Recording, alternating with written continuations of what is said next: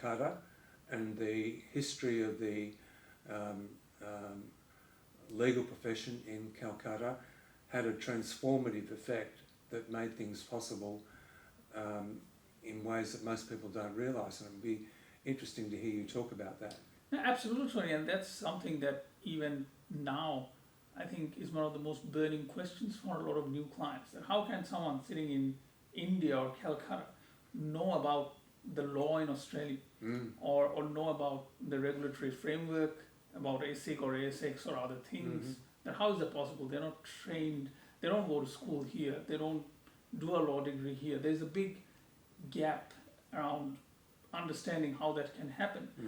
And for us, the decision to start in Calcutta was partly because both myself and my other founding associate in SBA were born and brought up in Calcutta. So we sort of wanted to use and leverage the networks that we had in Calcutta to start operations.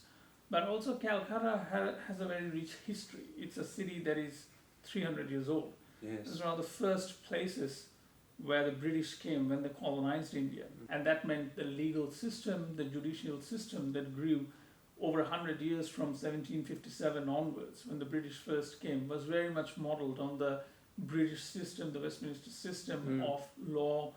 And law was a way for the British to colonize India, because law brought something to India that gave an opportunity to the middle class, for example, in Calcutta, to go to universities and be instructed in many instances in those times by a British professor, because the British brought their professors, their lawmakers, and their viceroys, what we call the governor generals, to administer India. So Calcutta was the capital of British India till 1911. And as a result of that, the judicial system that has grown up, the universities that have flourished, are all very much embedded in the British legal framework. So legal privilege, for example, that is existent in India and in Calcutta in the dealings of lawyers and their clients in the same fashion as what we have here. But I often hear even now from prospective clients that, do your team understand what is legal privilege? It's a very well established concept in India because of the regulatory framework of the British. And all the universities that have grown there, many of them are over 200 years old because the British founded them.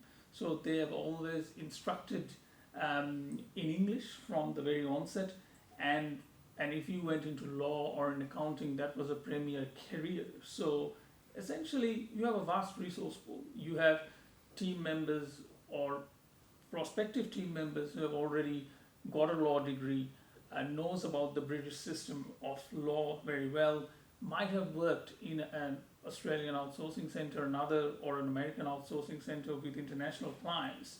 And these are the resources who then come and work for us. So, and then they have the benefit now of 10 years of experience of working with Australian clients, Australian regulatory framework.